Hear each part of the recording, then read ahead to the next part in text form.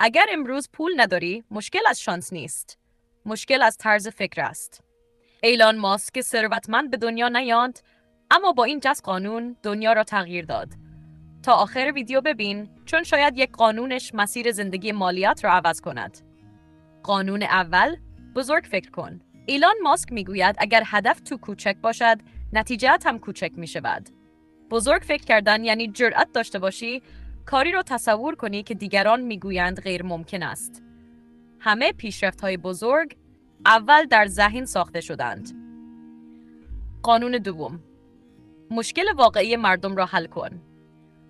پول از آسمان نمی‌ریزد. پول پاداش حل مشکل است. هر قدر مشکل بزرگتر و مهمتر باشد، درآمد هم بیشتر می شود. ماسک همیشه دنبال مشکل‌های بزرگ رفت، نه راه‌های آسان. قانون سوم، از شکست نترس، شکست دشمن تو نیست. شکست معلم توست.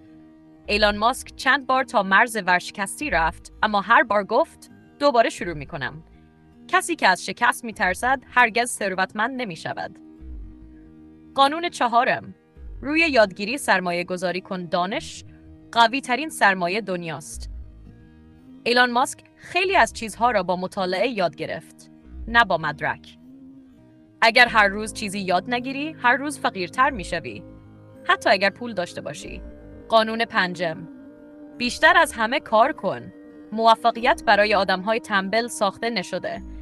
وقتی دیگران استراحت می کنند، افراد موفق هنوز کار می کنند. تلاش بیشتر، سرعت رسیدن به ثروت را چند برابر می سازد.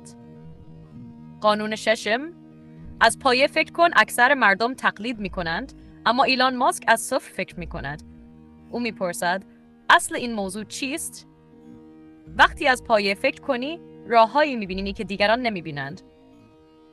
قانون هفتم، پول را هدف نساز. اگر پول را هدف بسازی، همیشه کم می آوری. اما اگر ارزش بسازی، پول خودش می آید. پول نتیجه کار درست است، نه هدف زندگی. قانون هشتم، تیم قوی بساز. هیچ ثروت بزرگی به تنهایی ساخته نمی شود. آدم‌های قوی فکر تو را چند برابر می کنند. اگر تیم ضعیف داشته باشی، حتی ایده خوب هم شکست می خورد. قانون نهم، ریسک حساب شده کن. بدون ریسک رشد وجود ندارد. اما هر ریسک باید با فکر، برنامه و تحلیل باشد. ایلان ماسک ریسک کرد، اما کورکورانه نه. قانون دهم، هرگز تسلیم نشو. مهمترین قانون همین است. کسی که دوام می آورد، برنده نهایی است. ایلان ماسک می گوید تا وقتی نفس می کشی، هنوز فرصت داری.